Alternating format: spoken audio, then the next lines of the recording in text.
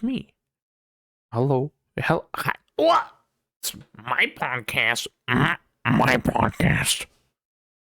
See, it doesn't really work when no one else is here to be like, and I can't interrupt them by saying my podcast, my podcast. um, hello there. Hello, fools. Little. Oh.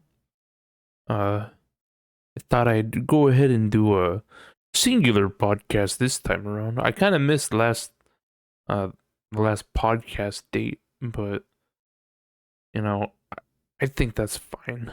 I don't think I don't think anyone minds too much. I don't know. Everyone's busy, you know. Can't just be like, "Oh, you need to do a podcast with me, please." Oh, you know. But yeah. I thought I'd do a singular podcast, maybe talk a little bit. Probably won't be as long as the other ones, but um I kind of wanted to take it back to its roots of like inspecting and understanding like the human mind and all that. And I think I got like two good things that I could do with that. And it's that I got, let's see. I've been trying to read a book lately. Um you'll see. The psychology book Big Ideas Simply Explained. And it's like, what the fuck are you talking about, bro? But it's true. Um, I've been reading this, which has like a lot of psychology, kind of theories and all that. Some aren't really used anymore, of course, but they've kind of paved the road. Um, I think that's cool. You know, uh, it's like I don't know. It's psychology has always been an interesting topic for me to understand. And it's like I can understand people who are like, "Hey, I can't do this. I can't deal with this." But it's like, it's uh, it's interesting. There's something about the way the brain operates.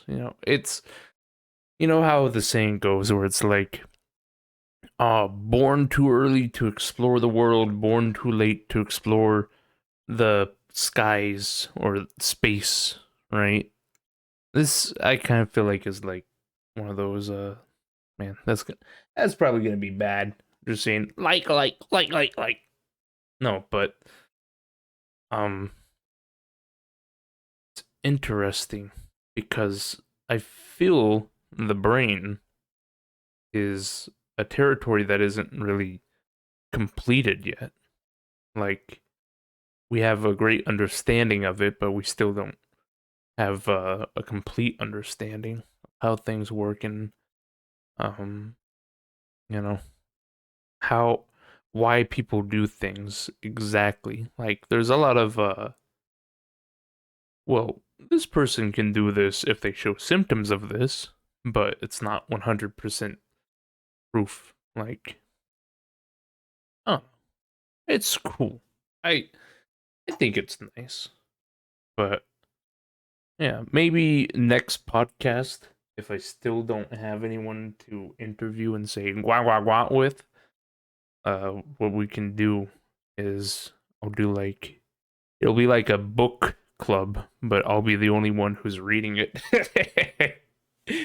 I have some other books as well. I don't know. The main reason why I uh, did all my streams, like the main reason is to find people to talk to and be like, "Yo, what's up? Hey, what's up, fucker?" Oh. Think even a past version of me would say that I did it to find online friends and that kind of stuff, but I, you know, current day Justy probably wouldn't say that as like, hey, no, no. I definitely didn't ever start streaming for money or anything like that, but I have found that it allows me to complete games that I would never probably play by myself. Like, There's just a whole ton of games out there, and there's no conviction. There's no need to finish those games. There's no, well, I gotta go do it. I gotta go do it. It's just like, well, I could do it, or I could play the game that I'm used to. Like, I'm sure people who have talked to me know that I'm very much a gotta play that freaking I gotta play that Binding of Isaac, baby. Because for me, those types of games are fun. It's almost like gambling, I'd say. But the main point that I'm trying to get across is that me being able to do this, maybe it'll push me to finish a book finally. I've always wanted to be one of those types that's like, yeah, I read books. What about it? You know, but I simply, there's no conviction. There's no, I don't feel the need to do it. You know what I mean? It's like a off thing. I don't know. I don't know what that means. It's, I don't, like, I want to do it, but there's no drive behind it. There's no I'm being forced to do it. I feel like that's sometimes what a lot of people do. It's maybe it's not so common in other people, but I don't know. Maybe whoever's listening, maybe you also are like, I won't take out the trash until it's either to the brim or it stinks like hell. Like it's pretty much the same. Like that's how I do things. I'm like, well, I'll go ahead and uh, take out the trash, but it's got to be stinky where I can't stand it, or it's got to be full to the brim. I think it's just the same thing with dishes as well. Like I remember when I would used to live with my mom, she'd be like, "There's a bowl and there's a cup in the sink. Why haven't you cleaned it yet?" Well, she probably didn't say it like that, but she was like, "Hey, you need to clean this. You need to do the dishes. That's your job. That's your chore. So well, go ahead." I'd be like, "It's a bowl and a cup. Why not wait until there's an actual load of dishes I need to do?" It's not like, oh well, that was our only cup or bowl and cup. We're gonna starve now because we don't have anything to put our food in. Like we had plenty of bowls and cups that are ready for use, but it's like, nah, you gotta clean that right away. I don't know. That's such an interesting thing that um I don't know if anyone else has experienced that for like uh people that just like I'm not trying to dog on my mom because I'm trying to make this a general topic, but it's like people who are, hey, you gotta clean this even though it's very minute, even though it's very tiny, you know. I don't know if those people have you know, some kind of I forget the term of it. What is it? It's where you gotta clean things, gotta have it all nice and shiny all the time. It's so weird as well because it's a sink. You know, I can understand if there's a mass amount of dishes where you can't use the faucet, but it's a sink. Or you know, I can also understand if the sink is to be used for thawing out meat, or if it's to give a small pet a a wash or something like that. Like that makes sense to me, but I just don't understand why it's gotta be like right away with such a small amount of dishes. Or in other cases, like I don't know, maybe it's how I see things versus how other people see things. Like for me, I could let a cup and a bowl sit in a sink for like a week, because I don't need it. I don't need it right now, and it's not like it's becoming more dirty. It's not like, oh, the longer you let it sit, the more filthy it's gonna get. Like I wash my dishes thoroughly, right? But why make me get up and do the dishes every time there's like a single fork in there? You know? Again, I don't know if anyone else has experienced that with people they live with or know friends or family or anything like that, but it seems very odd to me. It's definitely, for me at least, it doesn't feel normal. It feels very hyper, or it feels like you have to keep up an appearance of some sort. And I don't know. I just have never understood that. Like for me, um, at least I try to be. I try to be more authentic, more like on the surface. It's kind of like manners, I suppose. Like I'm not gonna walk into a place and start burping and fucking shouting and stuff. Like I'm pretty much the opposite when it comes to that. If I'm out in public, I'll be, I don't know. I only really talk with my mom in real life. Me and my mom just talk a whole lot, but I'll be like, oh yeah, and we're having a great time. We're everything's going great. Blah blah blah. I'll be talking like that, and she'll be like, yeah, I know what you mean. It's great. It's fantastic. And it's like, you gotta lower your voice. What's going on? I don't know. There's something funny about it. I'm not. Again, when I say this stuff, I've noticed this as well. Um, I guess it's because it's like I guess I complain too much. It has to be like that because uh the people I talk to on Discord will be like, "Oh yeah, you have an awful mom." I'm like, "What?" And I will admit some things she has done have been a little sketchy and stuff, but I think I bitch so much about some things or people like the mom that it just kind of comes out like that. Like it's like, "Ah, this is horrible." And I've noticed that I'll like what is it? I'll tell my mom about my anxiety stuff that's going on. I'll be like, "Oh yeah, I'm feeling very anxious. I don't know what's gonna happen. You know, I'm kind of feeling on edge and stuff." And so I think because I tell her that like all the time, she thinks that I live in misery. Like that's the only way I'm living. Like I don't I never balance it out. I'm like, well, yeah, I'm having a good day today. I've been, I ate some cereal. I worked on some projects that I've been doing.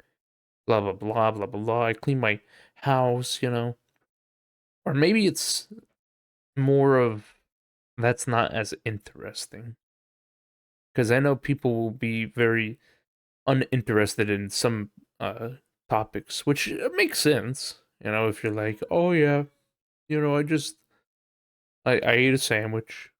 Like, okay, no, I don't care. But it's what is it?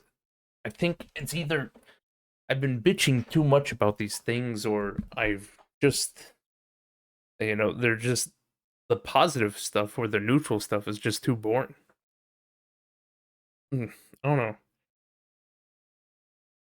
I can see within myself that I probably do bitch way too much about things when I really shouldn't. And I don't know where I get it from. I don't know if that's something that I self-taught myself to be like very negative towards things. I don't know. I have such a weird way of thinking. Like, I'm not trying to be a little special snowflake or anything like that, but it's like, oh, I'm like, oh yeah, this is fantastic. This is great. Blah blah blah. You know, I'll be, I'll literally just be like, uh, I got like a big criticism brain. I need to point out things that aren't. It's. I'm trying to keep my thoughts in line and to express them all in a cohesive way, you know. So I'll say it like this: I'm pretty much the opposite of a lot of people. And it's not like I'm trying to be special snowflake or anything like that. Haha, I'm special. I'm unique. It's just how I think. Like there will be a bad game that a lot of people just are like, this is horrible. This is awful. How could they do this? This is uh, just the worst. And I'll be like, this game's fantastic. This is phenomenal. You know, like I'll just be like, oh yeah, this is a fantastic game. This is beautiful. I love it. I'm trying to think of the most recent one. I know, uh, I don't know. It's a flip flop because I know there's a lot of people who also enjoy Cruelty Squad, which is a game on the computer.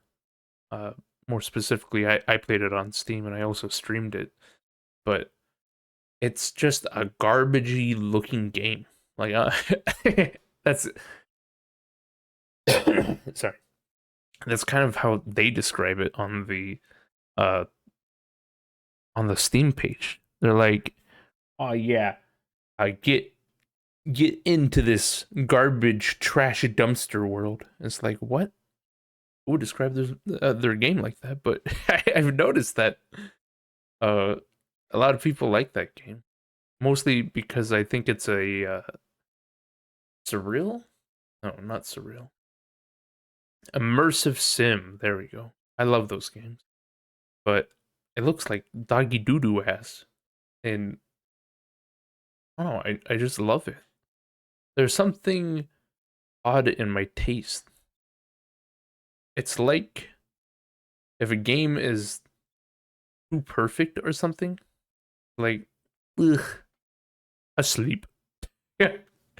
But if it's like janky or fucked up or something like that, I'm like, oh, you're so adorable. You're so cute. You're my little cutie pie. I've I've kind of noticed that with older games. Like I just love older games. It's not so much nostalgia because I never played those games. Like I love PlayStation 1, but I never played it growing up. I played PlayStation 2. I played Xbox Xbox original. And I never was like, "Oh yeah, this is great. This is fantastic." It's like I just never played PlayStation 1 growing up. I remember I think my cousin showed me the console, and that was literally the only thing. Like I remember popping open the disc tray cover, and then putting it back down, popping it up, putting it back down. You know, back when I had a baby brain. At least I hope I don't have a baby brain still, but there was there's just something so nice to it. There's something so janky and weird. Dreamcast games and PlayStation 1 games have been like my top favorite console games. They're just so ugly and so unique. Like I don't know how else to describe it. They're just fucking ugly and they're horrible and they're just good. It's what is it? I know that some people would call it hypocrisy, but it's not like I'm trying to be like, nah, I never said like that. It's what is it? Like a conflicting statement. I'm trying to find the exact word for it, but it's where you give something two opposing traits. You know, and that's kind of how I see those games. Another one that I've been doing lately is DOS box and all that. Um, there's just something so good about like the fucking games where they uh they use like humans, but they're all pixelated and shit. Like it's a live actor. They just pixelate them. Like tried out this game called Stone Keep for DOS. And it was just oh my gosh, it was fucking fucking hilarious because they got live action scenes. They got like shitty 3D and stuff. It's just feels like an era that, you know, I'm not gonna be like, oh, it's God, it's whatever, but it definitely feels like I wish there was more of it. You know, and I know there's a lot of people that try and replicate it, but this doesn't come close. It's like those people. Like, wait, I just realized that I'm going off topic. Like I was like, ah, yes, we're going to go back. We're going to delve deep into the mind and stuff. And here I am talking about regular topics and stuff. But it was. I'll finish this up and then maybe I can swing it into like deep dive thinking and all that.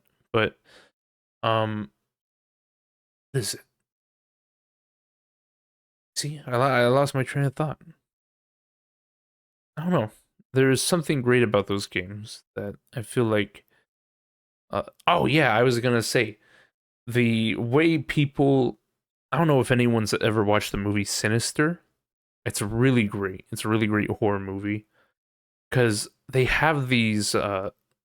It's about a guy who moves into a house and he's like a horror story writer. And he moves in with his family, and there was a lot of killings in that house or something like that. There was a killing in the house, and he moved there to study it and all that. And he finds all these old tapes, and I can't remember exactly what film type it was shot in. I believe it was 10 millimeter or something. It was 10 millimeter film, and there's something so good about it. I don't know. Like, again, I don't know if it's nostalgia. I feel like a lot of it isn't nostalgia. Maybe like my affinity for shitty looking 3D. Like, cause I do 3D. I do Blender, right? And I'm gonna be honest, it doesn't look. It looks like shit. It's probably because I'm so akin to like garbage 3D. Like I grew up with 2000 uh 2000s fucking 3D and shit like that, and movies and games, and it's just so ugly, but there's something so beautiful to it. Like, I don't know. It's like witnessing someone discovering, I don't know, what would be a good example? Discovering something you enjoy so much.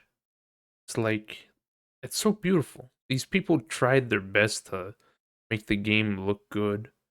There's an effort. There's a genuine effort to it. That's what I love about it. It's just so beautiful. And I know a lot of game developers nowadays also work towards that, and they do put in genuine effort, but the world has become so diluted with graphics and such. I'm not gonna be like, oh yeah, let me tell you, the graphics in the old days were so good. Like, it's a personal preference for me, but I feel like there is no denying that people's obsession with graphics has gone way overboard. Like, they are. It needs to be a 4K. It needs to have ultra high resolution. You know, and maybe it's because I'm punching up because I have a pretty. I don't know, it's an old computer, kinda. It's not like Windows 7. God rest its soul, Windows 7, but it's definitely not new. It's not high up there. It's not like buzzing with all these rainbow lights and shit. It's just it does the job, you know. But I don't know. I still feel like if even if I did have an ultra computer or something like that, I wouldn't be running my graphics on that. I don't know. There's something. It's kind of like how people like motion blur. It's a loss of detail, and it's, a lot of people might be watching this and they're like, "Huh? What do you mean a loss of detail?" New games have like the most detail ever. They have eyelashes that are like 12,000 vertices, idiot. You know, and that's cool and all, but I want like the actual detail. I want like genuine care put into a game. I don't know if anyone has ever played an old game. Comment down below if you've ever played an old game. But there's some games where you can interact with the environment. And it's not like that's the game. It's not like, oh, it's a physics game and you have to wreck the whole room. That's the point of the game. No, it's like you get to interact with it just because that's part of the game. And they want you to feel. Maybe it's just immersive games, because I know not every game is like, oh, you can go over and do this and do that. But I feel like there's just not a whole lot of care put into it anymore. But again, that might just be my way of thinking. I'm gonna try and transition this to actual deep thoughts and stuff like that. Maybe we can go into a bit of a me kind of thing. Like maybe I can discuss a fear or something. Trying to think. Maybe we can talk about, or I don't know why I'm saying we and stuff like that. It's always kind of cringe when people do that. It's like, what do you mean we? It's just you, idiot. But I have a fear of ants. Like, no joke. I have a fear of ants, and it's not like crazy fucking ants that are like, I got a stinger, I'm gonna fucking sting you. I can just be black ants. Black house ants, I believe is what they're called. I just have a fucking fear of them. I hate ants so much. It is so scary. I don't like I know it's like, oh well. So as you're listening to this, imagine spiders, okay? Imagine spiders, right? But they're tiny. And there's a million of them. Because most spiders, they won't bite you unless they're provoked to do so, right? And that's pretty much the whole thing with animals in general, is that they won't do anything generally unless you provoke them. You try and beat the shit out of them or something. And I know ants are not spiders. Okay, don't be like, actually, ants do not have the same legs as spiders. I understand that. Just using it as an example, but it's like that. It's not the fear that they're going to bite me or cause me injury. It's just the simple, like, mass of them and how they fucking. It's just a moving thing. It's a bug that's on you, and I'm a big guy. I'll go ahead and say it. I'm a big guy. I'm a big boy. Me a big boy. Me a big boy. I remember. Okay, one detouring story, and then we'll go back to my fear of ants. But I remember. What was it? No, never mind. I can't remember. I'm not gonna tell a false story. I was trying to remember something. I could have sworn I said it on my Discord, but I was like, yeah, I did this, and then I told the lady, me a big boy. But I don't think that was even true. But going back to ants, I fucking hate them. They're just it's so scary. I'll admit, I'm a little bit of a fat fuck, right? I remember like a year or two ago, I would just have like a little snack corner in my room, right? So that way I didn't have to go to the kitchen.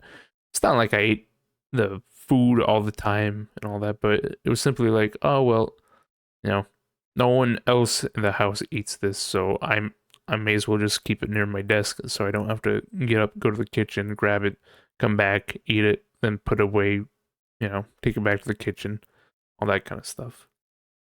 But it was sugary donuts, like little donut holes and stuff like that. And I remember I had just gotten them, I put them like on my stand, and I'm like, oh, this is great. And they're in a container, so they won't get stale and all that. And I was like, okay, great. The next day, I was done streaming. I'm like, oh, I'm gonna have some of those donuts, right? I went and I grabbed the package and I went to go I opened it up and I went to go grab one. It was fucking like it's not filled to the brim, but it was clearly coated in fucking black ants. And I was like, ah, oh my god, stop! You know, it was just so terrified. I've been terrified of them ever since I was a little kid. It's just there's so many of them, and they get over everything. They get all over everything. Imagine, if you will, sleeping in a bed of ants. Oh, what's that? You don't like it? Well, imagine that just in general. Like an ant could crawl in your bed, one singular ant, and you don't know where it's at. Maybe it's a control thing. Like, maybe that's my issue with ants is that you see a spider and squash it. You can be like, whatever. Or you can just see where it goes and be like, okay, well, you stay over there. I'm going to forget about you, you know, stuff like that. But with an ant, you just kill one, and I think I read it up somewhere. Let me take a quick peek.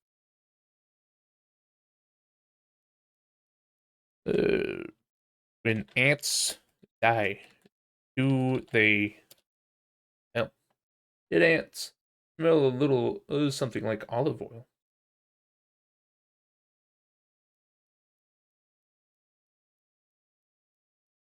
Uh,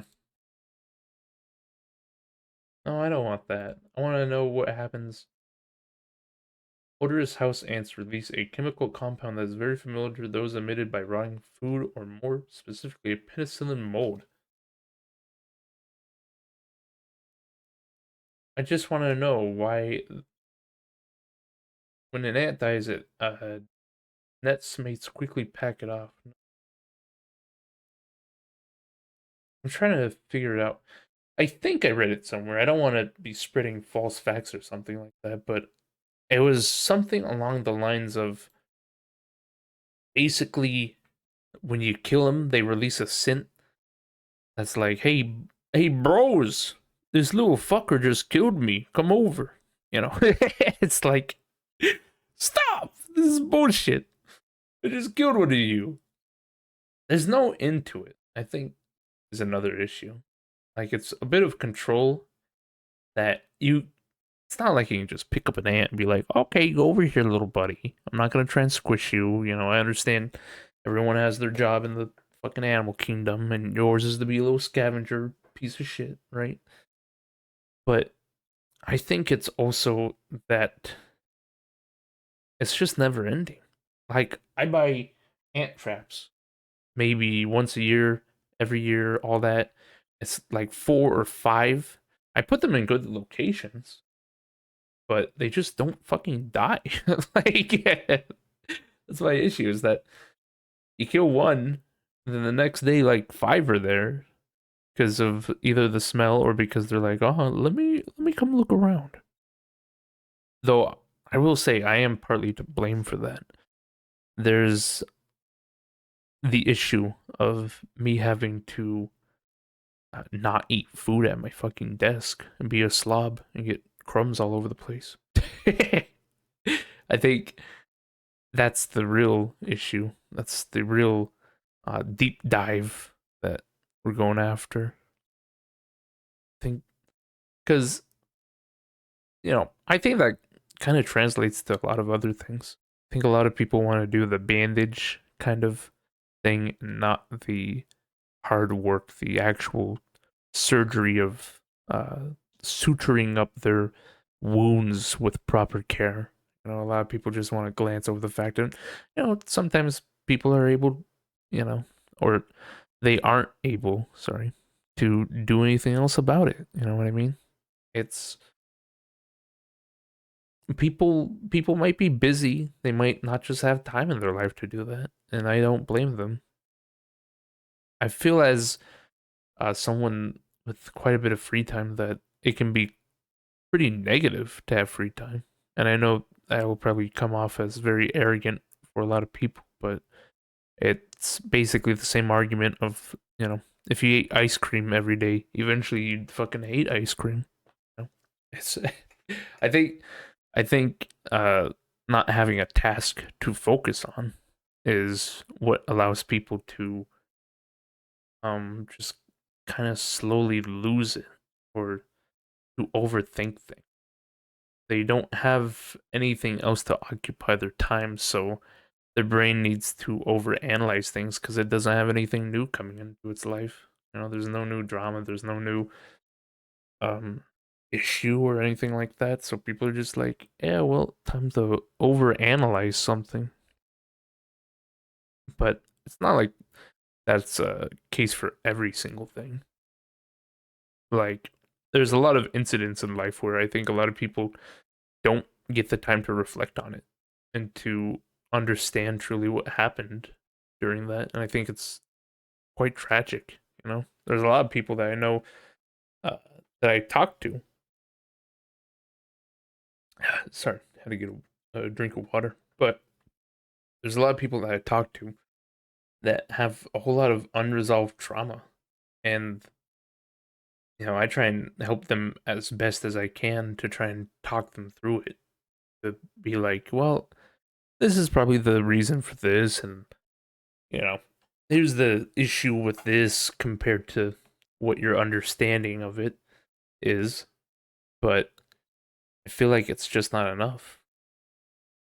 I don't know. I kind of feel like me myself, I would have maybe had a lot of mental issues. I probably still do. Like, what was it? I was talking with Fox P2, which was he was a guest on one of my other podcasts, and he's someone I talk to every now and then.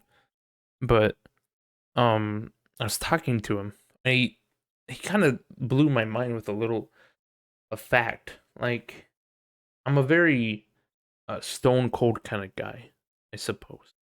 It's very I want everything to kind of go to a neutral state. And I know there's no true neutral, unless it's scientific. It's all just opinions. But that's why I view a neutral standpoint as the ideal position to be in. But the thing is that it lacks feeling. There's no feeling behind it. It sends a neutral, monotone kind of response or something like that. Because you don't want to step on any toes or fingers or anything. But I think it's also because maybe it's an indecisive thing. But uh, going back to what Fox said, he said that basically, since I lived with someone who has bipolar syndrome, who is very expressive and emotional, you know, uh, and that's my mom that we're talking about because she has bipolar and all that. But since she is so expressive with her emotions that I probably went the opposite. Instead of expressing any kind of emotion, that I subconsciously was like, well, I'm just not going to express any emotion at all. Bada bing, bada boom, you know? And I think that is what did happen. I think, I don't know. It's interesting to talk about. I'm trying to think about it. Whenever I say it's interesting to think about, I'm literally just trying to think about it. Because I feel like I have some amount of emotion, but it's more of a deeper kind of emotion. It's not just surface level. It can't just be surface level. It has to be genuine, deep emotion. Or maybe I lost that feeling. I don't know. It's oh, I was gonna pull this up as well. I went on like one of those, what is it, 16 types. Now, usually I don't believe in this whole malarkey stuff, especially if you're doing it by yourself. It's kind of like people like I've had two people make me take an autism test. I believe I've taken it 3 times. I believe one person made me take it once, and then another person made me take it twice. And both times I came out as very low scoring, which is, you know, means I am not likely to be autistic. But the thing is about those is that, uh, you can just not be true to yourself.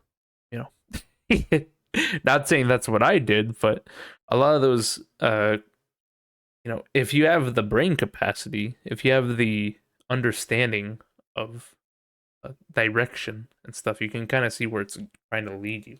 Like, if it's like, oh, do you obsess over calendar dates? And, a well known fact about autistic people or some autistic people is that they do obsess over dates or numbers or stuff like that. Then you can obviously be like, no. It's like, well, are we sure you're not lying? But then again, I don't think people regularly do that. I don't think people would lie about it. I don't know. But uh, the thing about these personality quizzes or the 16 types, getting back to that, is that there's no way to really do it yourself. You're going to choose the answers that you think are good. The only surefire way I believe you could do this is having someone else do it for you, you know?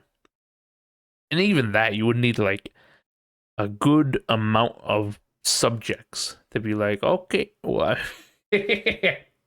subjects, that's what they are.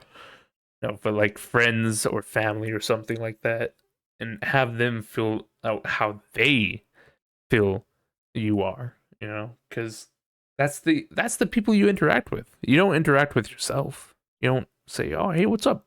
Hey, what's up, Justy? How you doing? Oh, doing good, man." But it's like, how are you supposed to figure out how you are unless you get the outside perspective of it? But uh, going even further back to a different point that I was trying to make with me being like very cold and very distant, very like, I seem very unapproachable, I would say. But I took one of these tests because I was like, hey, you know what? Fuck it. I'll do it. Why not? Because what am I trying to say? Like when you write a paper or a message, you can kind of go back and be like, oh, I forgot to add this bit. That's kind of what I'm doing. Like, I want to also go back and say that, you know, with I don't believe in these kind of tests also because like it's almost like the astrology signs. I feel like a lot of these are just like general things that you could apply to anyone, but they're like, this is what makes you special. Like I would read a Capricorn thing because I'm a Capricorn, and so like you love money. It's like, okay, point out a person who don't like love money. Go ahead. But I took this 16 types personality thing, and I got the INTJ personality. Um, INTJs, the masterminds, are strategic thinkers with an unquenchable thirst for knowledge and a natural ability to find innovative solutions. They value intellect, competence, and independence, often pushing themselves and others to achieve ambitious goals. And it's like, you hear that, and you're like, that does sound like me. Because you're like, oh, that's me right there. That I do value knowledge.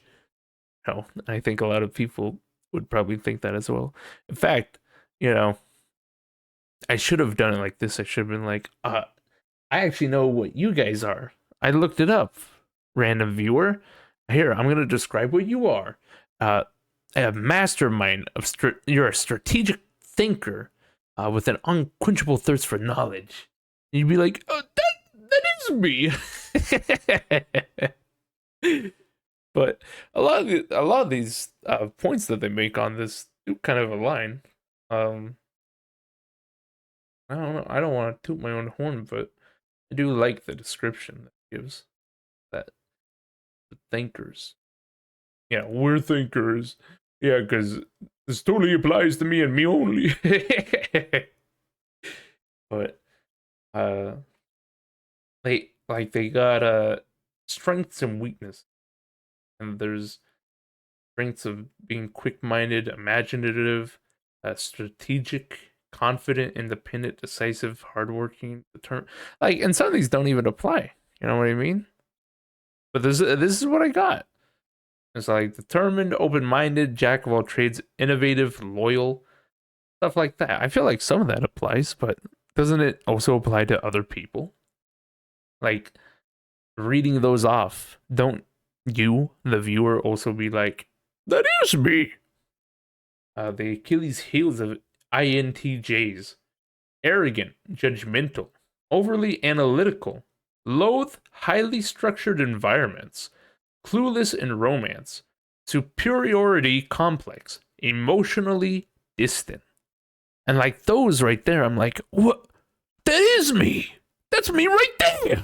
You know? Like that sounds word for word what I am. I don't know. How to catch an INTJ's attention.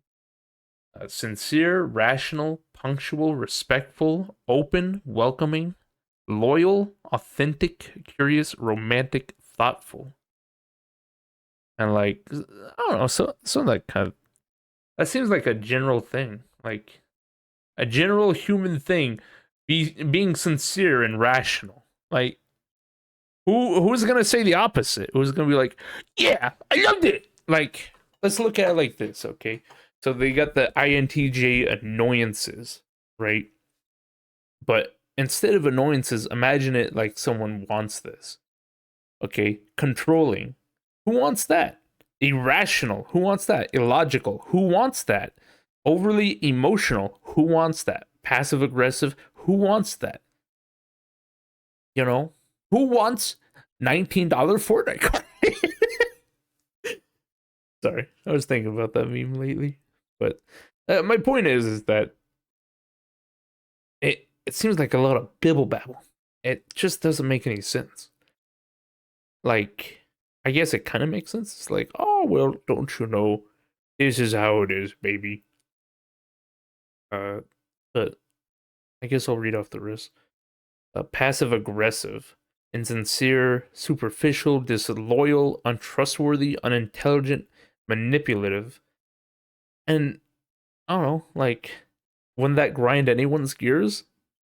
Isn't that like a bad thing for most people to have? Is to be manipulative, unintelligent, untrustworthy, disloyal, stuff like that? Like, you know, they make it seem like, oh, that's a you thing. You don't like that at all. It's like, I don't think there's anyone who does, you know? You know what they probably did? They're like, okay, we got a few words. Let's go find some synonyms for them. Synonym.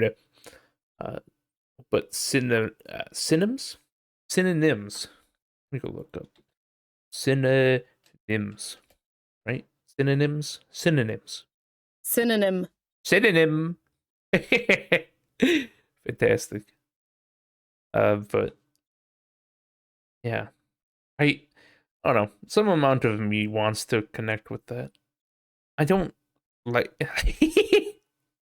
I guess it's kind of a. I don't know. It's a little bit of a fucked up thing to say, but I don't like people who want to identify with anything. Probably such a freaking tism thing to say. Like, what do you mean by that, man? But it's people who make one thing their identity, and it's like, well, can't go around it any other way. That's just what I am. I feel like humans are to always change. There is no solid, there is no, that's just you. I feel like people can change. Maybe not no matter what kind of situation, but genuinely, a lot of people can just change. I think they just have to put in the effort, but that's not it. That's not just it. You have to also understand it. You know, you have to be like, oh, so this is how it's done. This is how I do this. Buh, buh, buh, buh, you know? It, I guess people are just, I think people become content with it. Like, as I said, a lot of people are too busy working a 9 to 5. You know, they're having to deal with the relationships in their life, either their friendships or a relationship. Which, by the way, I'd like to talk about that in a moment. But they have to deal with a relationship. They have to deal with family and all that. They have like so many worries in the world that they can't take a moment to relax and be like, you know what? Let me think on this. Let me reflect. Maybe that's why a lot of what is it? Psychology or psychological kind of ideas were created back in the Roman times, Roman and Greek, because a lot of people were just fucking sitting around with their dick out, being like, "What if I thought?" You know. But I'm sure that's all they did, right? But no, it's just kind of suppose the what was I going to talk about? Damn it, forgot. I was so close to remembering too. It was something. Yeah, I just literally blinked my mind right there. But oh yeah, relationship. That's it. Why is it that people like relationship literally means just a connection that you have with someone. It doesn't have to be romantic or anything like that. Sexual relationship, like that's why some people say after relationship or before it, they'll be all like, "Oh, I'm in a sexual relationship. I'm in a romantic relationship." You know, I don't know what else you would call um I suppose a friendship, but I don't like that word. I feel like that would be a good topic to talk about one of these times. I've kind of I don't know, something psychological must have happened to me because I find it so struggling to use the word friendship. Like it's kind of a actual show of emotion towards someone. You know what I mean?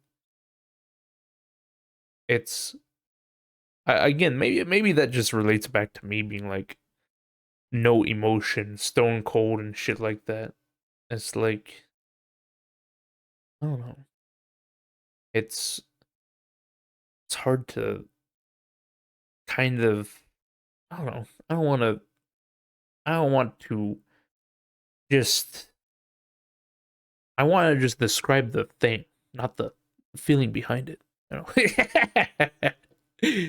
It's like how would you describe um lays or no. How would you describe I don't know, interacting between two people without, you know, giving away your feeling about it, you know?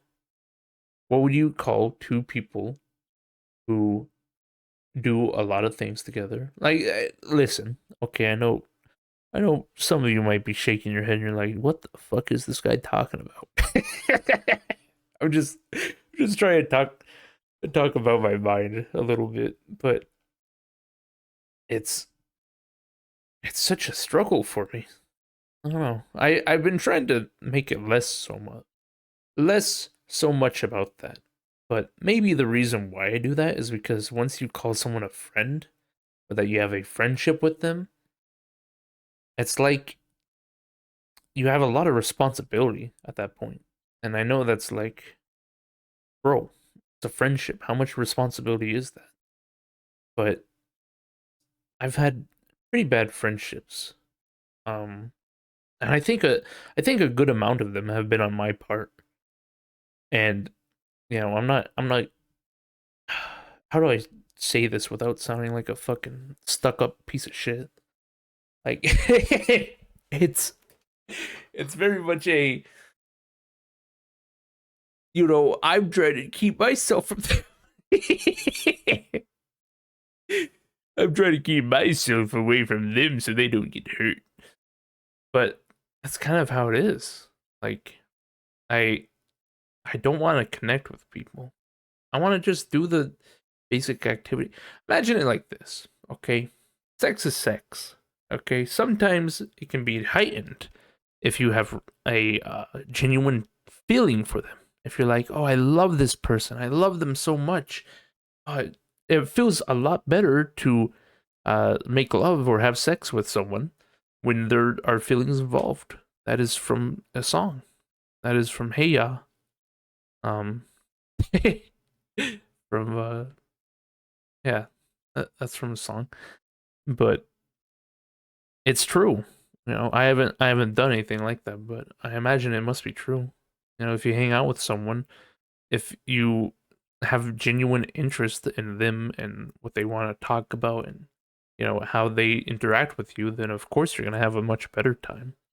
But I don't know. For me, I'm very much a no feelings kind of man. I don't know.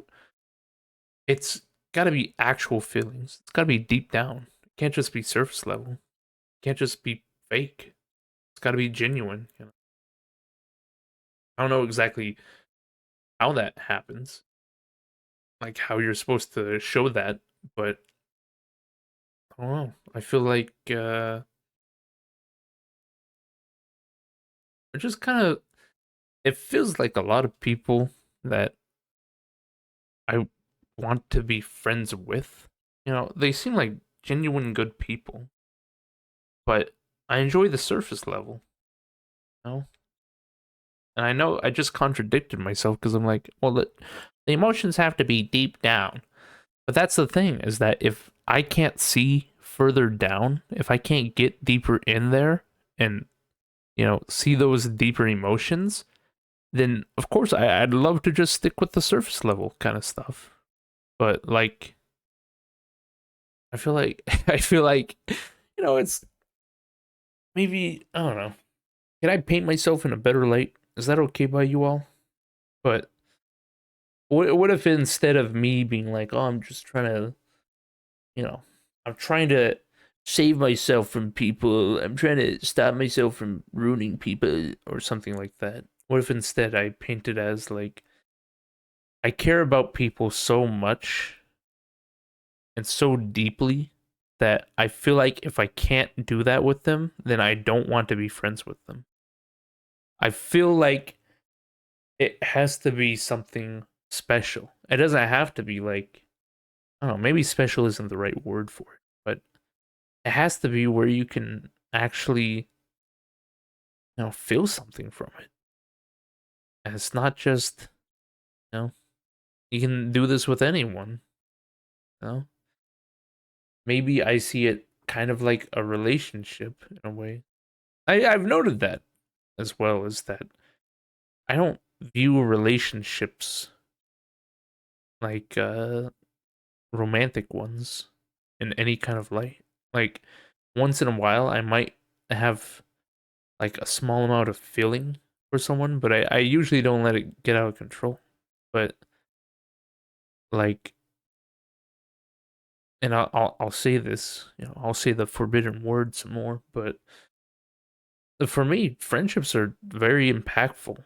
They're very deep, and I feel like if you betray me, then I can't genuinely forgive you. It's like cheating in a relationship, a romantic relationship with someone.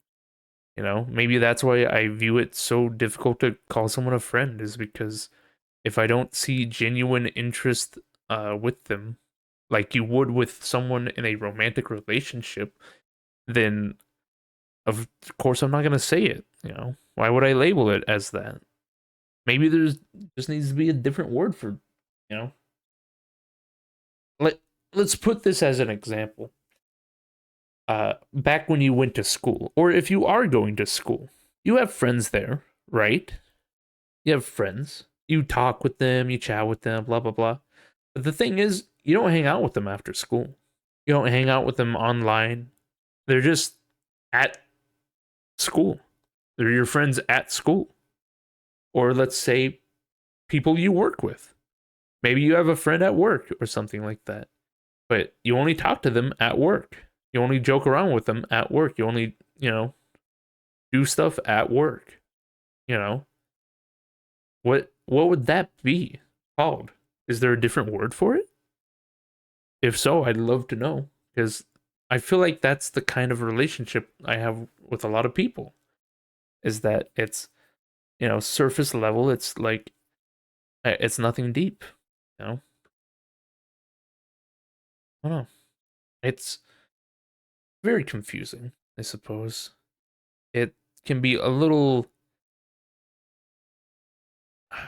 difficult, I suppose, to kind of swerve your way through that kind of mess. For me, I'm fine where I am at, but I know that I need to continue to develop and grow as a person. And I'm not trying to be a hippie or anything like that, but that's genuinely how people are supposed to live life. It's People are not supposed to just be a solid rock. They can't just hold on to the, you know, feelings that they had or the way they think before. It can't just be solidified. People need to continue to develop and to understand the world that they live in and how they see it and how they want to be part of it. You know, and for me, I feel like I'm still doing that, and that's good. I'm still developing and understanding exactly where I land in this world, exactly what I want from other people. And I say that in a greedy term, like I want that. But I it's not like I'm not gonna be like, well, okay, I'll do that. I'm willing to, you know, give other people their fill of what would the word be? Not emotion, but like their interest in life. Like I've talked to quite a few people where, I might not have the biggest interest in what they are talking about, but because they're talking about it, I am more interested because it's something that they genuinely enjoy, and I want to be part of that. Be like, oh, I'm glad you enjoy that because I'd love to talk about that with you, but I'm still figuring that all out. Um, yeah, I would definitely say that it's difficult to land exactly where my feelings are for other people. Um, Genuinely, I'm very neutral towards people, very neutral unless people come off as hostile or like I don't know. There's quite a few people that I know. There's people that I have known and people that I do know that have the type of humor where it's like I'm gonna shit on you a ton, right? And it's only until you break is when I'll fucking be like, oh no, it was just a joke. I don't know. I don't know if I have like fucking tism or something like that, but I need someone to genuinely show that they're not fucking. Maybe it's anxiety or something. I feel like that would be something that goes with that, but I need some kind of assurance that they're not actually feeling this way about. Like there will be times where people just shit on me or they make fun of me, and I know it's in a good jest, but I feel like if people just do it 24/7 all the fucking time, then it's like, where's the break? Are you actually a friend, or is this how you actually see me? You know, maybe it's low self-esteem, anxiety, something like that. Maybe low self-esteem, but then again, I feel like if someone was calling you you know, a retard or a dog, or if they're like, yeah, you're fucking awful, you're stupid, you're the worst person ever, you know, and they weren't even saying it in a funny way. Is it annotation? I don't think that's what it is. is it? It's the feeling behind the word. Intonation. Intonation, sorry. Intonation. Intonation. The rise and fall of the voice in speaking. That's not it. I'm talking about more of the feeling behind something. Like, if you get a message from someone and it says "fuck you," you don't know how that's said. You don't know how that's said. Like, you know, if you're in those kind of friendships where it's, fuck you, dude, you're stupid. Like, there's obviously a silly kind of tinge to it. So obviously you wouldn't get mad for it. If through text that doesn't travel, you know, nothing like that travels. The it's the reader's perspective at that point. Say I fucking have a awful day. Say I get beat up on the streets and my cats have clawed my hands and I'm out of my favorite food snack to snack on, and oh no, my computer's messing up and shit like that. And you're like, hey, what's up, retard? Of course I'm gonna be like, fuck you. I had an awful day. You're gonna call me a retard, So I don't think it is exactly just low self-confidence. I do feel like that would be a very big part of it, but I feel like it's just it's very dependent on the reader at that point. And it's why you kind of, when you do get the chance to talk to that person, you have to be like, oh, by the way, I hope you didn't take that personal. I was just joking with you. It never hurts to clarify with someone, right? Like, when's the last time you talked to someone and they were like, what? Dude, why are you verifying this with me? What the fuck, dude? Like, I don't think anyone's ever done that. I try, there's a few people that I know that suffer from anxiety and like paranoia and stuff like that. So I try and make it clear to them. I'm not, we get into the topic of, kind of being subservient to people who have their own issues, but I feel like it's not that bad. It depends on what you're able to deal with and what you can't deal with. If someone is always paranoid around you or anxious around you, then of course, it what are you going to do at that point?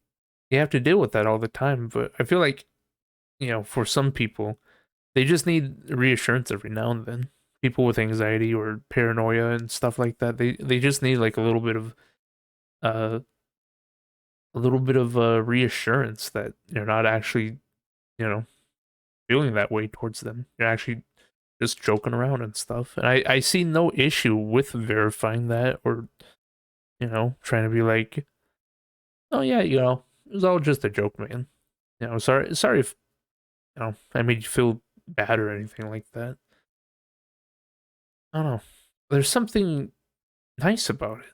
There's something mature about just being able to do that. If you can't do that with someone, then, you know, is it that good of a relationship? Regardless of if it's a romantic or a friendship or anything like that, if you can't open up to someone and talk just straight up like that, then what's the point of talking? What's the point of being with, doing things with that person? If you can't discuss your true like feelings, like, you don't have to go hard on them either. That's the issue, is that a lot of people just go hard when they want to talk feelings because they haven't talked about them in a long while, you know? And I'm not saying like, oh, well, it's a one-way street, baby. You need to initiate it. Because there's a lot of people, myself included, I feel like, that are very unapproachable. And I don't know why. Maybe it's, I don't know. I feel that way though. I feel that way genuinely. I feel like I'm very unapproachable, and I don't know why. Maybe it's me just being like, you know, maybe I'm too excited with my response. I never feel like I'm aggressive. Like I'm like, what the fuck? What the fuck you saying to me, dude? Bro, what? You know, but I might be like, oh, well, sorry to hear it. Maybe it's the outward appearance, you know, because I'm a very like excitable, or I'm like, I don't know. That's kind of part of my streaming personality now is that I have to be very mean and very rude, but like my viewers like that. I don't know. They like it when I'm like, man, you're a tism. You're a little tism man, aren't you? You're a little freak, aren't you? At least I can add a little bit of a silly twang to it, you know, be like, yeah, you a little stupid idiot, you know. So hopefully it would show that I'm not being serious, you know. If I was serious, I'd be talking like this. I'd be like, well, then again, I don't know. With this tone of voice, I use this tone of voice like all the time. It's non-emotive, not like, well, you know, it's like it can be taken the wrong way because there's no feeling behind it. You know, maybe that's something I'm learning right now is that me just talking like this, there is no feeling behind it, so you can just generally go all over the place with it. You can be like, oh, baby, baby, baby. Yeah. What am I trying to say? That tone of voice makes it hard to determine where I'm coming from. So you're like, you know, I really don't like how you called me a little tism man. I don't appreciate that. Or here, I'll do an emotive type of person versus me. You know, I really don't appreciate how you kind of talk to me like that. It just makes me kind of worry you don't actually appreciate our friendship. Oh, well, I'm sorry to hear that. And you're like, what? What do you mean? What do you mean? Excuse me? Right? Because maybe I sounded sassy with that, but I genuinely didn't even try. I wasn't like, oh yeah, I'm gonna hit him with this. That's genuinely just how I talk, and that is me being like, oh, I'm sorry to hear that. You know, you see, you could hear just a tiny bit of feeling in that. Oh, well, I'm sorry to hear that. Oh, well, I'm sorry to hear that. Yeah, see, like that would be a that would be a response. That would be good. That would show like, oh, apologetic. I am very sorry for that. Whereas me being like, oh, I'm sorry to hear that. It just sounds like you fucking snarky piece of shit. How fucking dare you? But I genuinely don't notice it.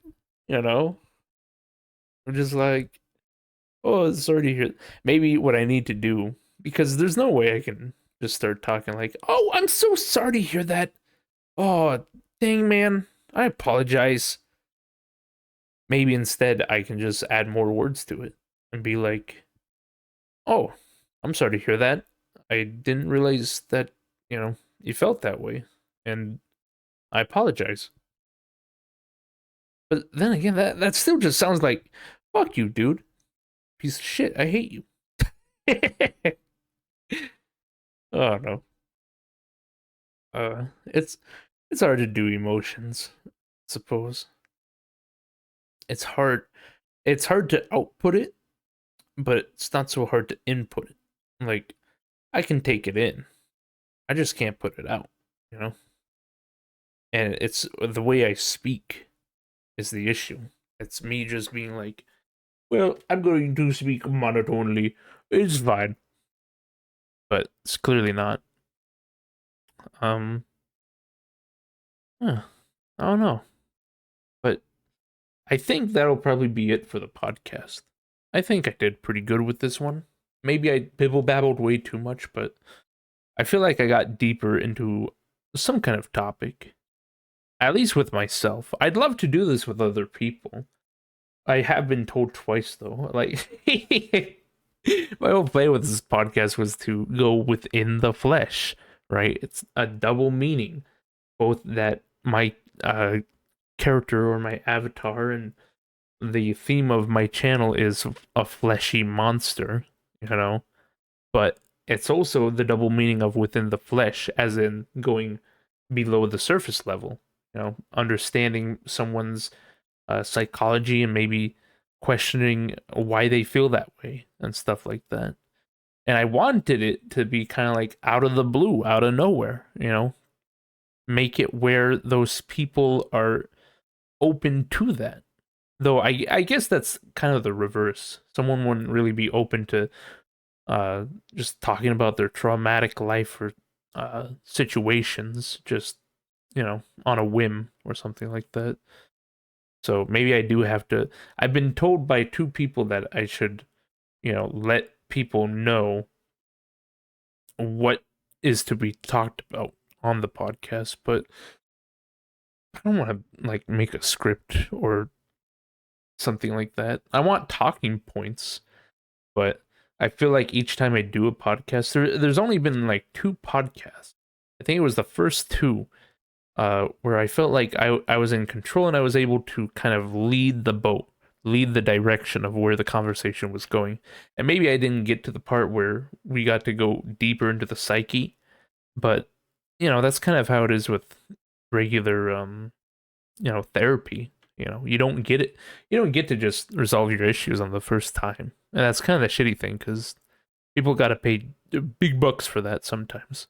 But you don't get to have the you don't get to just be like, "Oh, well, yeah, bada bing, I'm solved." You have to build up the rapport with your test subjects,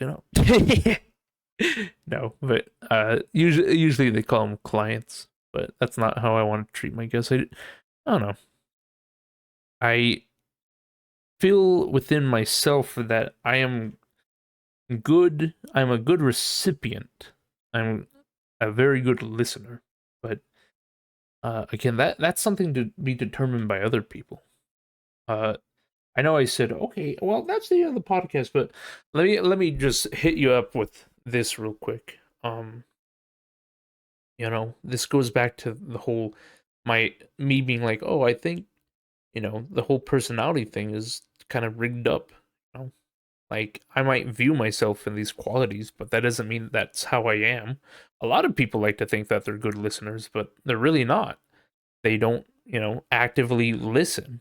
They will, you know, an active listener will kind of interact with the topic and not just listen.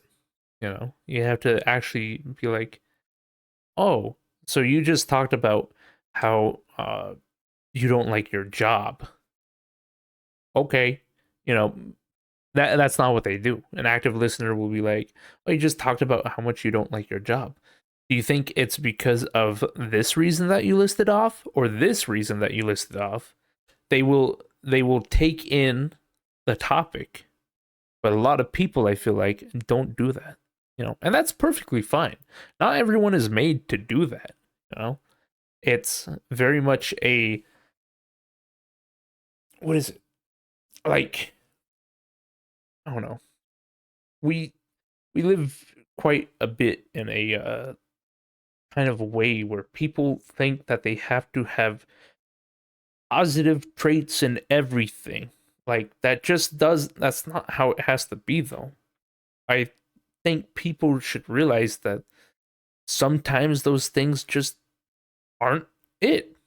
You know, Me personally, I'm not good with like relating to someone else's uh what is it? Like I can relate to them emotionally and be like, "Oh, okay, I understand that." I find that quite easy, but when it comes to actual topics or interests, I find it extremely difficult to relate to them. Like, people will be talking about a video game they enjoy. And I like again, this is me contradicting myself because earlier I'm like, I want to learn all about your interests. And I still do, but I'm saying like when people people have such a fascination with it. Like, I know a lot of Ratchet and Clank fans, and I played the game, and it's cool, but I'm not obsessing over it. I just can't, you know.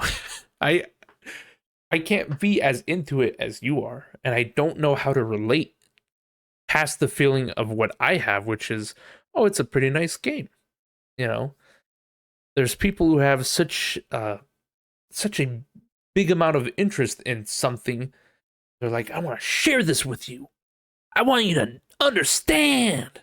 But it's like, I can't. I'm sorry. I don't know how to relate to that. I mean, I don't know. I feel like it's a shitty move to do, but to be like, oh, that? Well, that's like this that I enjoy. You know, because you're taking away from what they're talking about, and you're like, this is what I like, though. You know, but I genuinely can't be interested most of the time when people are talking about something that they are intensely into. Like, again, I don't know. It seems like a very big me issue, you know? Then again, I feel like most people are very either people are able to understand the other topics and be like, "Oh, okay, I can get behind it," and all that. But or I don't know. This is bullshit. Like I'm trying to make it where it's like I can understand, I can talk about it, but I'll never be able to have the same amount of, you know, interest in it, I suppose. Like a lot of people, there we go. Boom. I learned how to save myself. Bada bing. Okay, so when people talk about their interest, they want to talk about the interest, right? Not themselves about the interest. They don't say, well, I find this game really enjoyable because I like this in it. If they made it more about themselves rather than the actual topic, then I could be like, oh, beautiful. I can connect with this because it's you. But if you're talking about Ratchet and Clank and how he's 5 foot, 5 feet tall, you know, it's like, okay, when you want me to add to that, I don't know. Cool, I guess. I don't know. But yeah, that, that's pretty much it. I think that's good. That's an hour and a half of content. I didn't even think I was gonna get to the 30-minute mark. I was like, oh boy, this is gonna be bullshit. But yeah, I think I did good. I think I did nice. Um, but yeah, I think that'll be it for the podcast. Uh, I think the solo episode went pretty good. Maybe write in the comment section. Leave a dislike. Leave a like. Tell me what you thought of a solo episode.